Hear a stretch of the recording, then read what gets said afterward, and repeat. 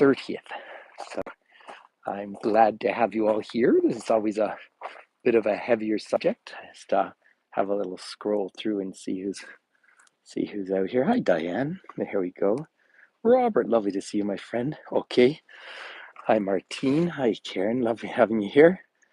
It's lots of familiar faces coming by. So um, you're having work in the backyard. So we're here, obviously, in Banff. We have some gorgeous, gorgeous fall colors. There was a chance that I was going to wake up to snow on the ground this morning, but there wasn't. It was before the light was out.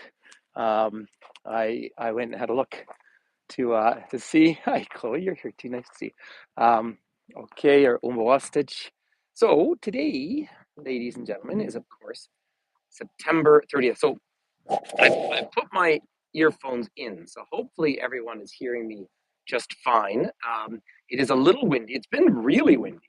I mean, when I say it's been really windy, we've had trees down, and no one's been hurt, damaged cars, but we do have some just gorgeous, gorgeous colors in the sky right now, or in the leaves, I should say. Of course, um, yeah, orange heart. So we are gonna. I mean, this is gonna be, a busier, heavier conversation today. Um, and it's very, very appropriate that I've just come back from an event, a healing event, well, a conversation. So I just want to come and show you. Well, here, I'll turn this around for a minute and we'll just do a quick catch up. So I expect most people are here know me, but of course, this can get replayed and shared. So, this is the National Day for Truth and Reconciliation in this country. So obviously, I have my orange shirt on. My one I bought in Squamish, British Columbia, where all proceeds went to the nation. There are, I think, 654 First Nations in Canada. First Nation is defined as Indigenous that's not Métis or Inuit. So basically, for the most part, living south of the tree line and generally south of the Arctic Circle. So, that's First Nations or indigeneity. I am over by the Caven Basin. I've come here very specifically. I have shown this on some tours before, but this is considered the birthplace. I'm glad you have your orange shirt on. Now, I want to talk a lot about my experience with Elder Alice just 2 days ago at the Calgary Public Library. I have it recorded, so you're welcome to listen to her talking. Um, and actually, so Karen's just a very sad and emotional subject here in the US too. It absolutely is. It is around the world. There's been anywhere that people have lived through colonization, cultural genocide, intentional genocide, neglect. But I do think this is one of these places where, in this particular case, this has to be Canada's conversation. It's the formation of this country. And as I stand here, and so many of you who have been on tours with me over the years, I make the argument that Little Banff here is the birthplace of modern tourism. If they had not built the Banff Springs Hotel and financed the trains, Canada would have failed as a colonial entity or as a British Dominion, all of that. But on the back of that, people lived here in this valley quantifiably for 14,000 years. More to the point, the reason we're wearing orange shirts today and the Every Child Matters is because, of course, starting back in 2020, we started digging up unmarked graves at the residential schools. Now, the residential schools, of course, were taking children from the reserves. Remember, they're not reservations in this country, and they were taking them off to civilize them. So Phyllis Webstead, who's from up in central BC, but I want to show you an artist here who's from her nation as well. She is 4 years older than I am. Like, we are not talking ancient history. She was taken away from her reserve. Her grandmother had bought her a beautiful orange shirt, which I think was representative culturally. I really don't know, but they took it off her, made her put a uniform on. So she didn't speak about this publicly till 10 years ago. She is now a professor of law, right? But talking about that trauma that happened and continues to happen, right? So this little symbol, sorry, I got a fisherman's friend here. Just it's getting down around those dry times of the year. So now, unfortunately, I cannot read this language, but of course, I have a symbol just like this around my neck. But one way or another, you have through indigeneity in the Americas, you will see these kind of cardinal points, or earth, fire, wind, and water. But see, there's a sort of medicine wheel over there, which is pretty spectacular. These are all called indigenous voices.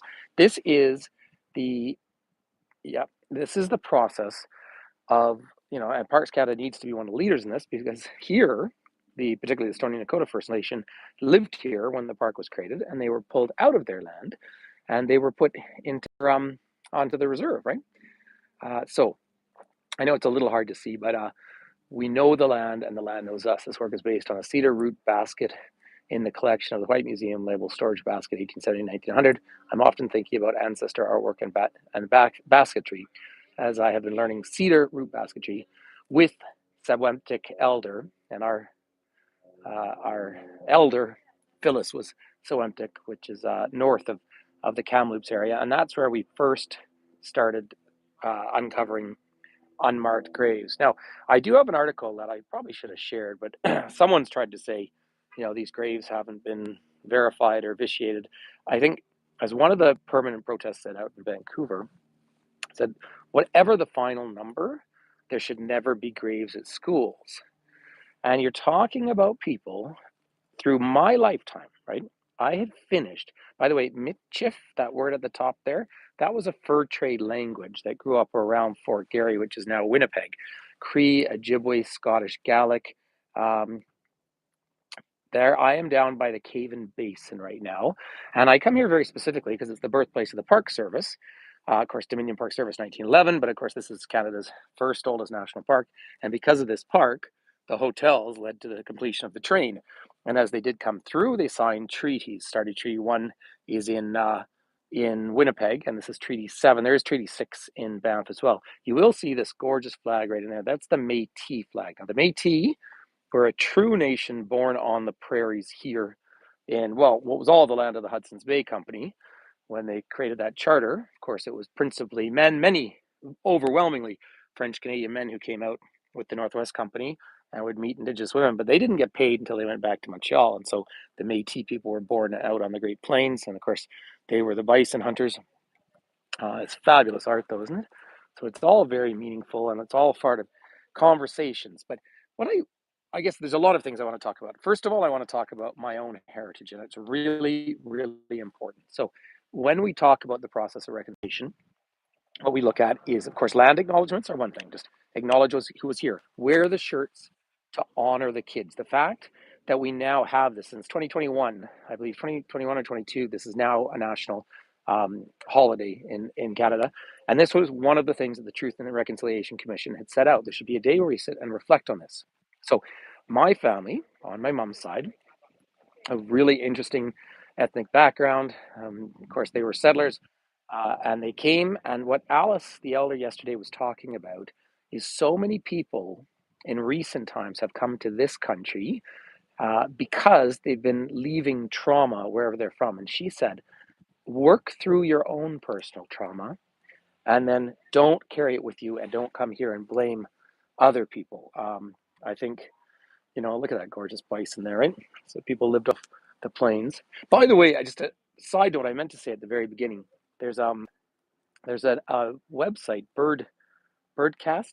Do you know there are 368 million birds in migration just in the southern United States right now? It's our birds all leaving from here, and some of our offspring make it all the way down to Central America. It's amazing to think of that. But but coming back, so my family heritage was settler, and I had a loving family. We had an interesting ethnic mix. So Irish Catholic on dad's side, mostly Jewish on mom's side. Just a interesting international mix.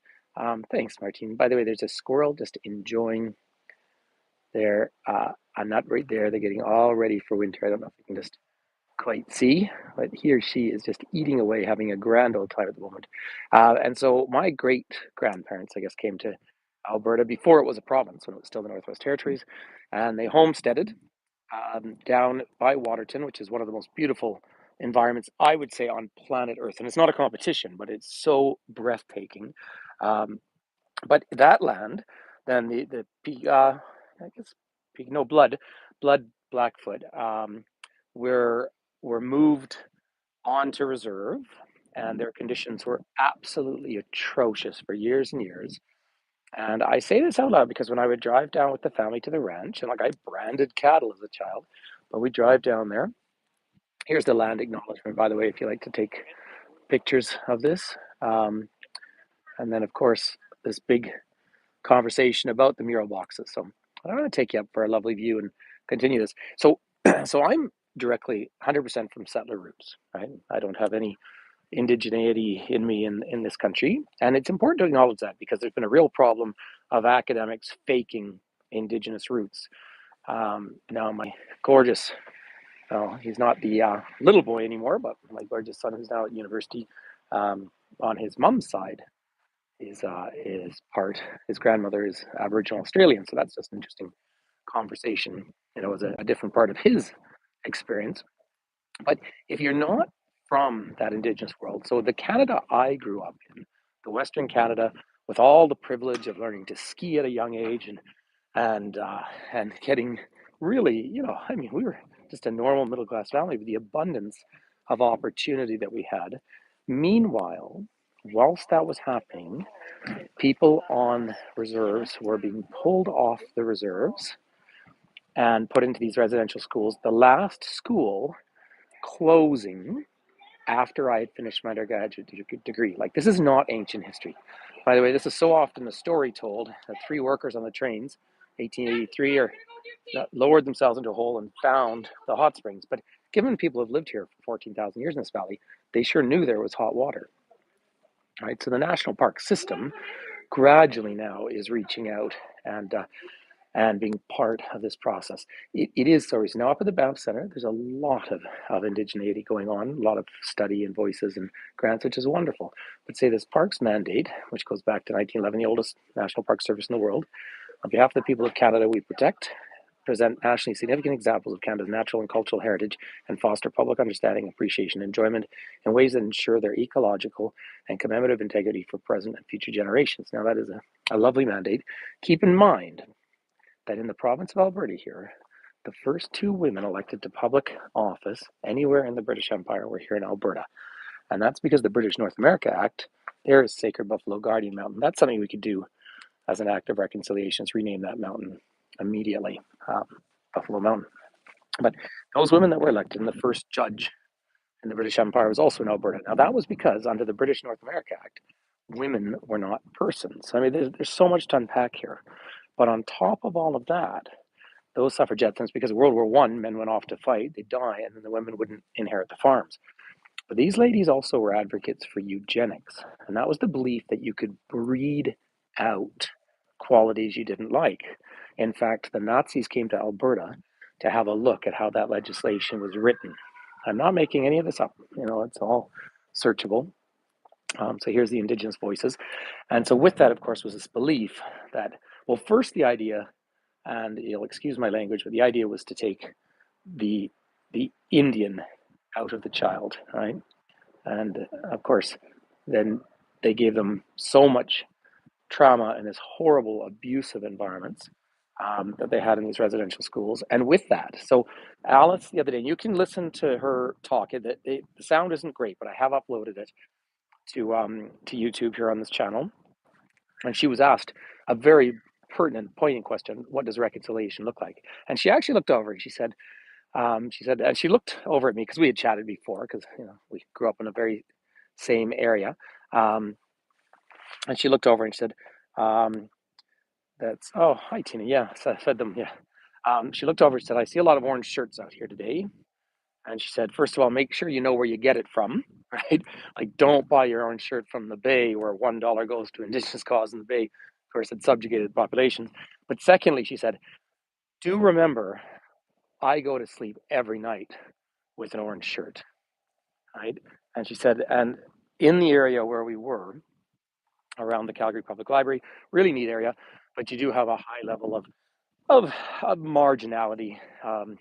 So people in precarious positions and addictions. And she said, and again, that's not in any way is that not overwhelmingly Indigenous, but she actually says, you see some of my ancestors or relatives out here on the streets. Said, that is what generational trauma looks like. And I have to say, the long progression I've gone through in my life of learning just how biased we all were. I mean, I remember sitting, and I was always politically involved, and I was always on the progressive side, and yet, I remember saying, well, why don't they protect their land better? Without having, thank you, Natalie, without having these much deeper conversations of what was a very intentional cultural genocide, and in many cases, a full-on genocide. I mean, the intention here, John A. Macdonald, first Prime Minister of Canada, actively wanted to cut off resources to reserves. About half of all the First Nations in Canada live in Ontario and in British Columbia. And of course, Ontario is vast, and then British Columbia for travel is extremely complicated because of all the beautiful mountains, the reason people want to travel here today. But because of all that, they literally wanted to cut off the food reserves and have them die off on the land. And in fact, the whole plan in early Canada was just to have the Indigenous population disappear, quite literally. And they changed all sorts of things. Now, a book I've mentioned so many times, but if you're interested, you can listen to it online as well. 21 Things You May Not Know About the Indian Act. That's the Indian Act of 1877. And things like if a woman left the reserve, she lost status. And what were, in many cases, matriarchal societies became patriarchal with a chief system and so forth. But it was all imposed and it was all designed. People in my lifetime still needed a permit to go from one reserve to another. So right over here, the Holy Springs. I'm just by the Cave and Basin Natural Hot Springs.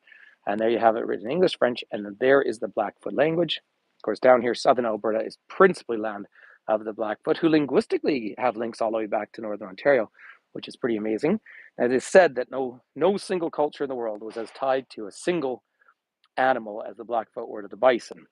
And of course, the bison were declared extinct in 1877, and there were 40 to 60 million bison on the Great Plains of Turtle Island here, North America. I introduce that on every tour I do now, this idea. Now, that's an Algonquin term, so it's much more around the Great Lakes, but the term Turtle Island shows up as an identity.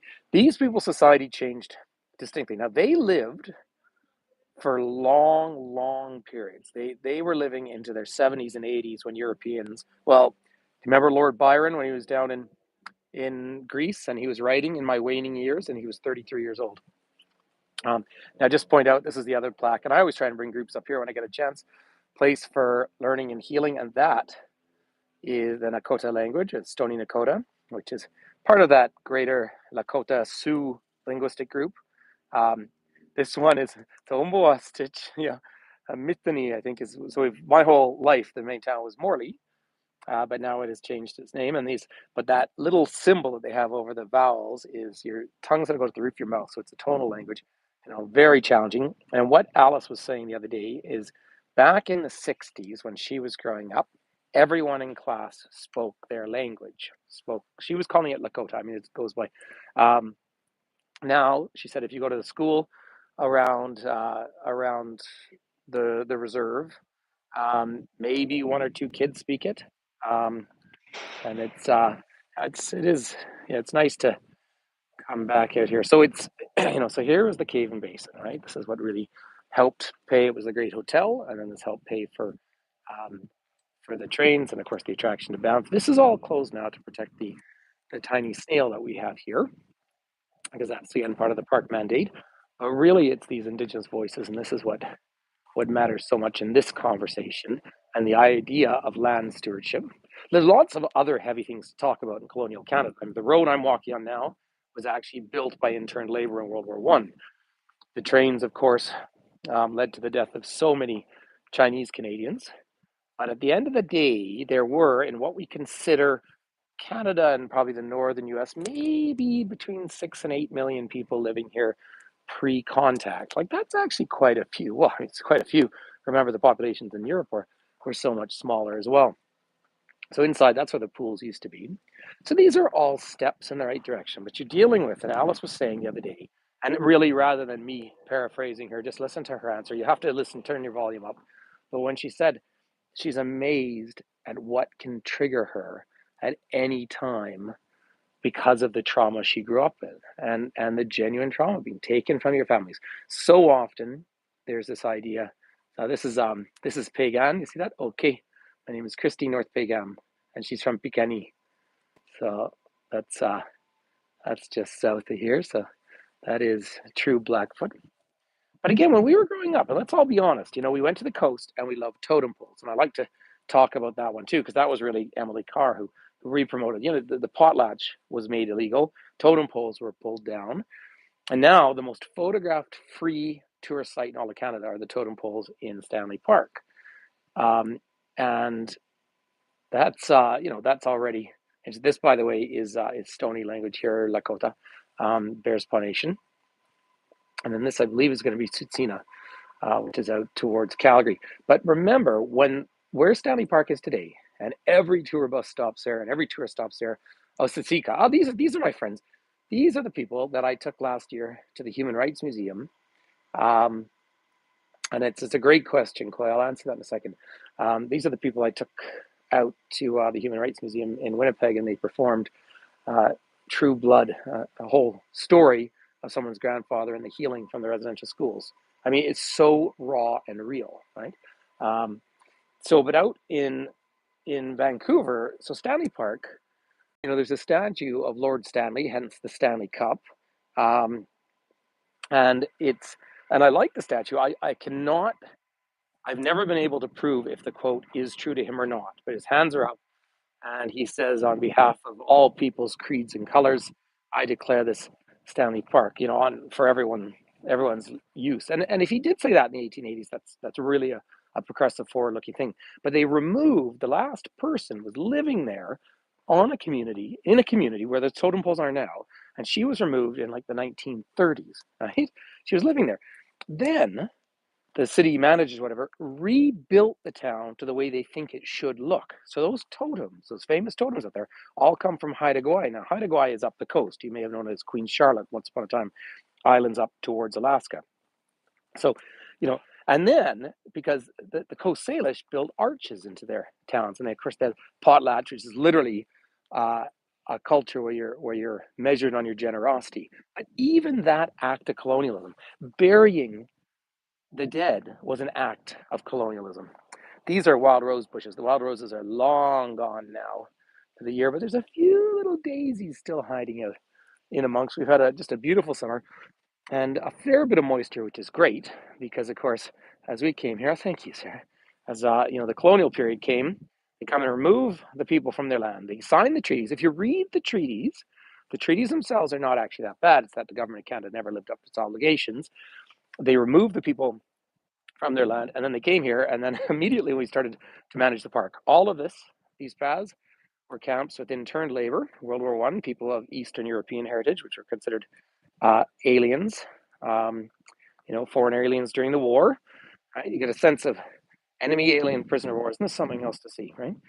I mean, this is what we were all built on. This is the back of what became. So when the First World War began in 1914, there was widespread suspicion in Canada that immigrants from enemy countries, Germany, Austria-Hungary, and later Turkey and Bulgaria, might be disloyal, labeling them enemy aliens.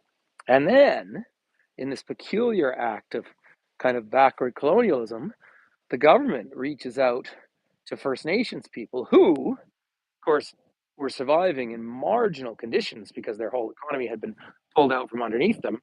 They turned out to be outstanding soldiers, and particularly snipers. So they go off to fight in World War One on behalf of this colonial government that locked them away.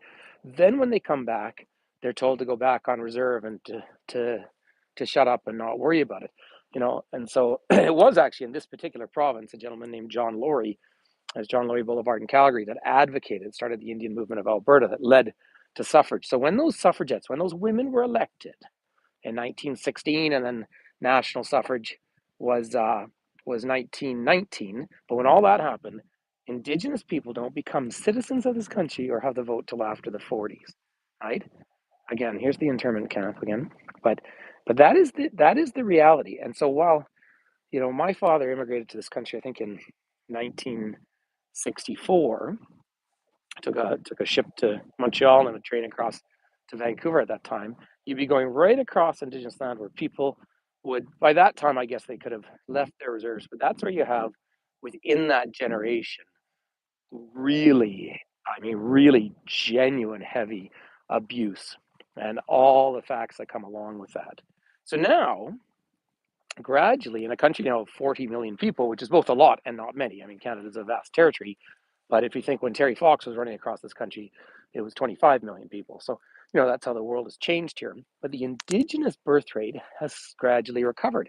And in cities like Winnipeg, you're getting up to 20% of the population is Indigenous, and Saskatoon. And then once you get out of the bigger cities, large swaths of land are Indigenous. Now, you know, on most levels, but not all, and I have to stress that, most levels, the social indicators in amongst Indigenous populations in Canada are almost always the worst.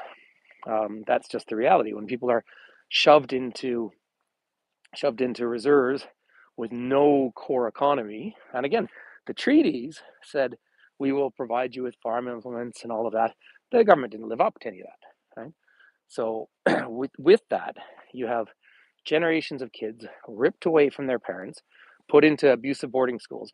And I will share just one little note, which I have mentioned before, but my father, when they immigrated from the UK at the end of World War II, they moved to New Zealand, and my father was put in a Catholic boarding school for 7 years in Wellington. His parents were working over with the UN, actually, and he was abused for years. And I mean, I watched my dad into his late 70s wake up with night terrors from that. So what you see, what that kind of abuse is like, and when you've done it now in this country since the 1870s up into the late 1990s, that is a huge, huge thing to undo. And I am not offering any solution. What I'm doing is at least acknowledging my role in it and the fact that I do have a public voice, however little that may be, but I have a public voice, and that needs to be part of these conversations. And they need to be both in our region. So I'm having these conversations right here in Alberta and right in British Columbia, I mean, because places that I've, been my formation and my learning. And then, of course, in a broader sense. Now, there are some other things to start to celebrate.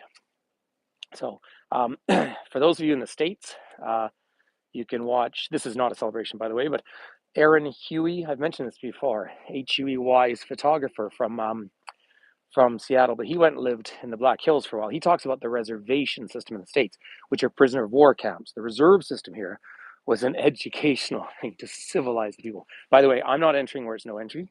That's to go down to where there still is one of the old pools, but the basin, pool, and natural area are closed under electronic surveillance, and that's to save our little snail, tiny little smallest, and this unique snail that we have here. So that's where I am. I can smell the sulfur, by the way, which doesn't bother me at all. I like the smell of it, but to each their own. So so that's one thing to listen to. But also there's a band called the 1491s out of, I think, Santa Fe, New Mexico. And they have a very upbeat, because this is the other side. After 500 years, and this is really, I think this is always so meaningful. After 500 years of very intentional, at the nicest thing you could say that the government maybe did was ignore the communities. And that's how languages survived a bit longer. That's the nicest thing you can say. But then you go the other step, and it's particularly the churches. 65% of schools are run by the Catholic Church. And then you had the Anglican Church or Episcopal and Methodist, I think Methodist United, right, that were running these. So they were religious institutions which controlled all social welfare in this country as per the Quebec Act of 1763, which was altered in 1791. Like, you can watch that whole line. So there's, a huge amount. So there's very intentional abuse wiping out Indigenous culture. But because some of the areas are so isolated, that's how languages and so forth survived. 500 years on of all of that, the languages still survive. A fellow I know who was drumming, he came and drummed on Canada Day. So I boycotted it for 2 years. But then because the Blackfoot were coming here drumming, I thought, well, if they're going to celebrate, I will too. And he put on Facebook later on, he said, I'm not into nationalism, but I do want to say that we're still here and we're not going anywhere. And they have these cultural elements, right, that are still alive and fighting to keep these, very small linguistic groups alive, which is hard. The internet can help, but of course, young people can go away. Opportunities, obviously perfectly understandable.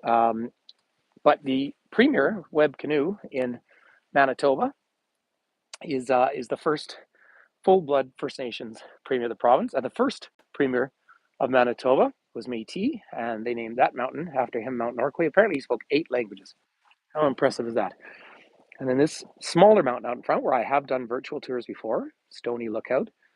For years, people called it Stony Squaw. I mean, you just, once again, just those gross generalizations. I will point out, way in the distance, there's one tiny little peak right there.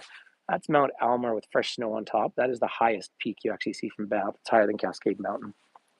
And if you go 54 kilometers up the road there, you get to Lake Louise, and the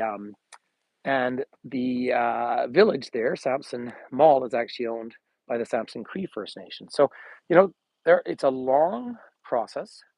I was out when I was up visiting Edmonton last week, seeing my kid. I went for breakfast with a friend who provides internet service and stuff in some of the reserves in the far north. And it's interesting. I mean, these are isolated communities, and of course, they're now connected to the world. See, this is Banff's first hotel right here.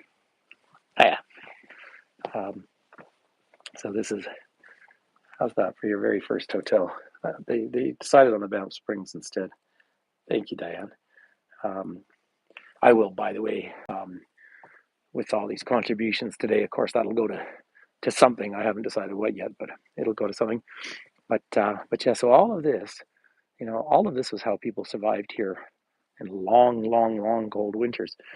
So I guess, it's part of what they ask. Last year, I was on a tour with a group from Ireland out in the prairies, and my driver was Cree from Saskatchewan. So on Orange Shirt Day, of course, it was this day. And so I gave some of the history of the residential schools, and I said to him after, listen, I need to ask you, have I got it right? And he said, I said, your history is right. Just never forget to say with your orange shirt that you're honoring all those children who lost their lives in grotesque colonization in this country. So, we honor that loss of life. You do, and think about this around the world. I mean, there's so many examples, but this has to be our process, and I need to be part of it. I mean, I always think of, at the end of World War II. There's still people who try to there's people today who still try and deny the Holocaust. Thank goodness that there's people who stand up and say, no, not only do we acknowledge this, we have to never let it happen again. And so when I go to those November 11th events, Remembrance Day, I always follow that never again idea, when it comes to war, that sort of thing.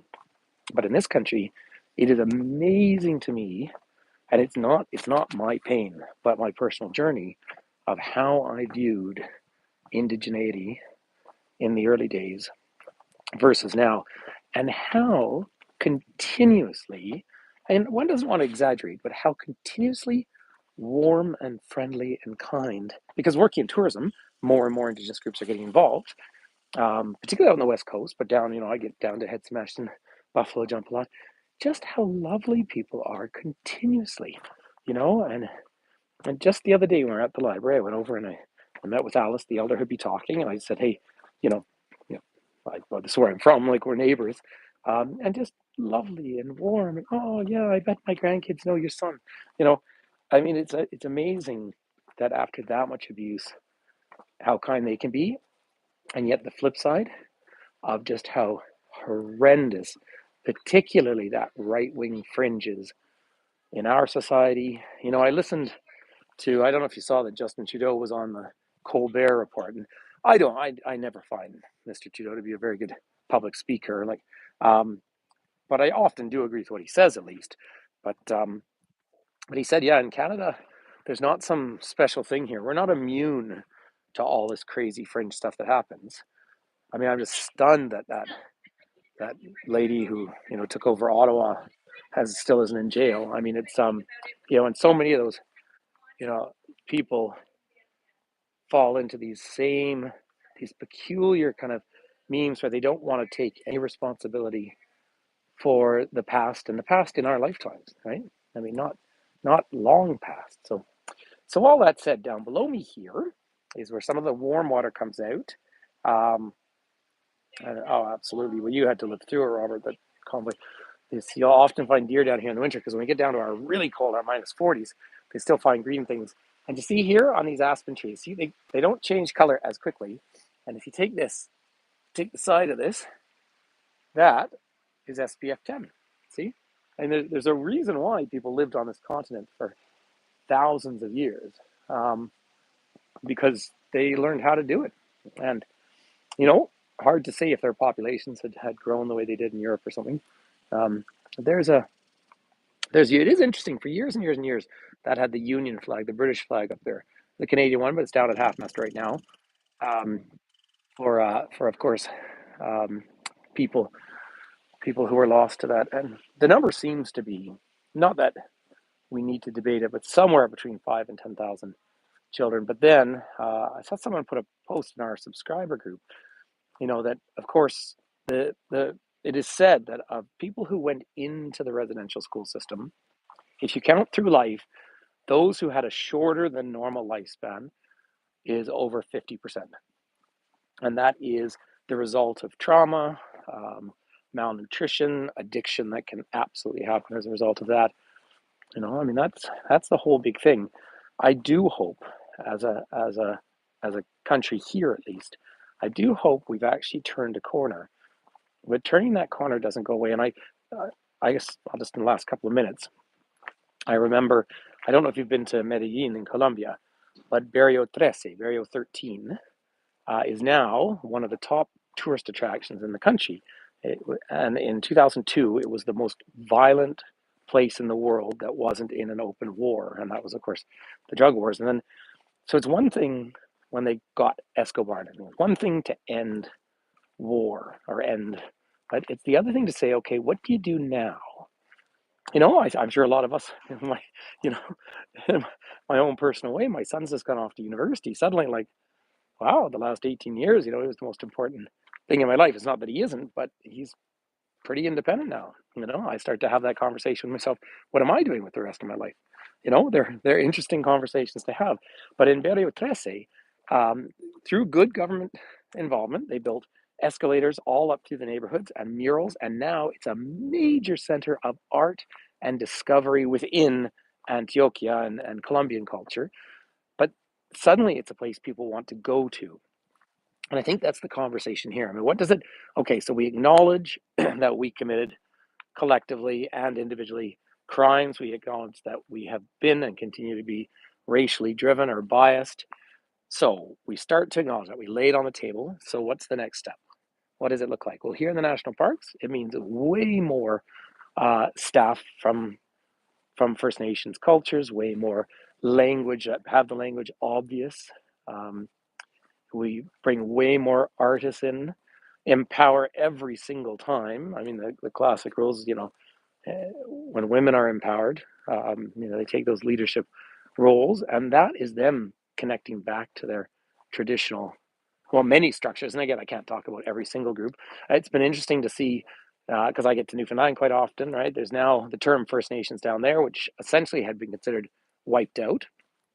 So, it's a long process, but I got to say, this country of ours, and for a guy who works in tourism and loves culture and loves identity, having these sort of things around here everywhere just makes the whole world a bit richer too. Like it makes our mosaic a lot more beautiful than it was. We're not. So I like the idea of us all learning to say Turtle Island for referring to our continent. It is the wettest continent in the whole planet anyway. So, it's a pretty cool thing. So, there's a long process to go, but it's a process that we can do together. And for people from abroad, um, just take as much interest in whenever you come visiting here and wherever you go in the world. Try and focus, on local culture. I just Interestingly, the last government we had in this province, the previous one to this one, which I really have a huge struggle with, but Jason Kenney was premier. I mean, he put his energy towards getting a statue of Winston Churchill in Calgary. I, I there's so many other people we can celebrate here, and people like him who was just so actively a racist. I won't take away what he did as a wartime prime minister, but I also don't want to ignore, his just terrible racism, and so they're all, yeah, big broad conversations. Anyway, on that, uh, kind of heavy note. Well, it's a heavy conversation, but it needs to be. Um, are there any? I'll sit down here for a sec. I'll even pull my glasses out in case there's any questions or comments. It's hi Lucy. Yeah. Do you know the one in Parliament Square there in the UK actually has electric running through it to keep the pigeons off them? Um, yeah, it's there's interesting conversations. Couple of little housekeeping things, everyone. So I am going away in a couple of days for just about 5 days. My next trip changed a little bit because of illness, actually. Not for me, but it's all good. Then I'm off to Japan. So I'm going to Hong Kong for 2 days, and partly because time change is killing me these days, I'm off Japan. For those of you, what's it? Oh, good question. So Justine's asking what sort of jobs are Indigenous people doing? Well, they're doing everything, honestly. But because I'm at the BAM Center so much, there's been a real focus on art. They've been doing a lot of storytelling and recording stories, particularly. Yeah. Oh, yes, that's right. Thanks, Paul. Um, so there's a lot of that from the creative side, but also in the meetings. And so more and more, we're also, taking land acknowledgements that step further to, um, who's going to be the conversation. But in terms of jobs, I mean, people do everything, right? I mean, it's their choice. Like, uh, I think the overall number is in this country, 4 to 8% of Canadians will identify as Indigenous one way or another, depending on. Thank you, Lynn. Um, on where you sort of define it. The languages are really shrinking, but they're there. And things like, oh, actually, a bunch of things to talk about. The languages are there, but I was interested to hear Alice answer that so few kids, because my experience now on the Stoney Nakoda First Nation right here, when Finn was playing hockey, there were two families that played, and they would be speaking Stoney or Lakota in the change room. So I mean, it was still there. Um, but of course, any of the kids who go away to work tends to work in English. So, that's a bit of a reality. But yes, their language is on reserve. Their language is always taught. There's been a real effort down, I believe, and I don't quote me 100%, but I believe every high school in Lethbridge at least offers classes in Blackfoot now. And that's the main city in the south of this province. So, depends where you are. Further north you go, more the languages are doing well.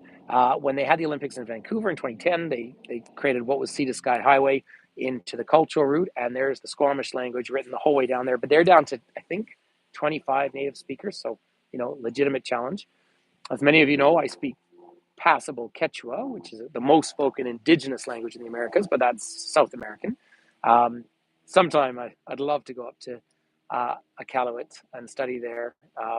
So, and so inclusivity is absolutely growing. I just a note to that. So when Finn was 7, he went to school in Peru, right? Again, privilege, privilege, privilege. He already spoke French with me, English with the community, his mom.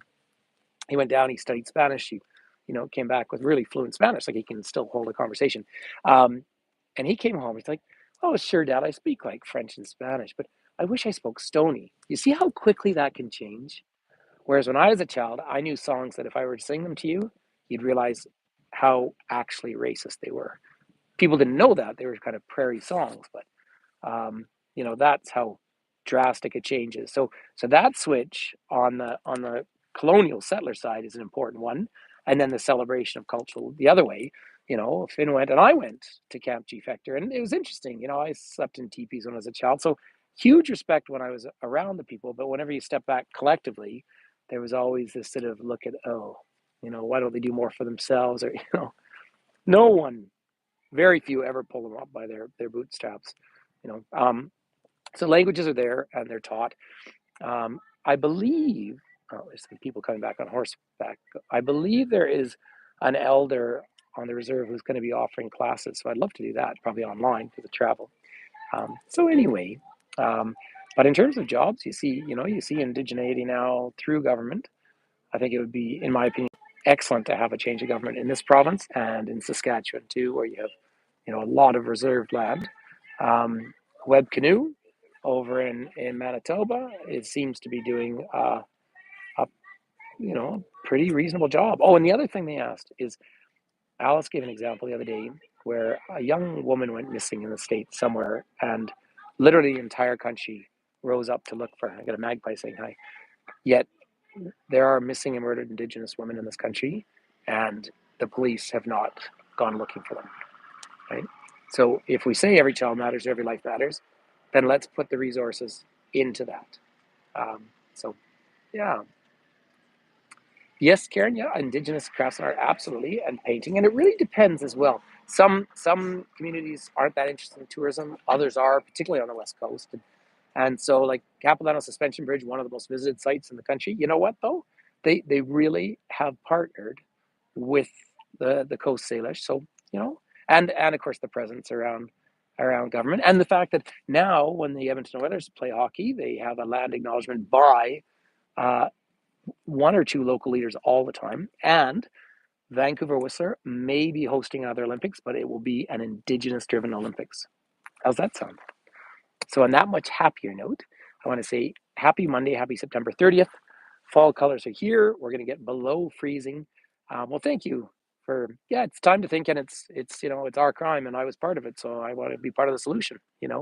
Anyway, that is a good long conversation today. Thank you for staying with me, and thank you. And feel free to share this, but you'll see on my YouTube channel. I didn't put this one on to monetize. Hopefully, you didn't get any ads in the middle of it. But anyway, peace and love and equality. So take care, ladies and gentlemen, and I will see you. That's right. Yeah, Pam's going to go and see the larches up there. And then I'm going to be doing a bit of travel. So on and off. Watch for a surprise tour in maybe about 4 or 5 days. And then and say I'll be in Hong Kong a couple of days, Japan. Be very busy with my own group over there. And by the way, Costa Rica, Nicaragua, I am actually paying for rooms today. So if you're thinking about coming on that trip, you really need to think about it very quickly. And Oaxaca, by the way, in January, there's a certain Irish lady on board here who has flights, and there's some people coming from the UK as well. So that one I always cap to be a very small group. So, and then I'm going to try and stay home a little bit more. But anyway, take care, everyone. All the very best. Lots of love. Bye bye.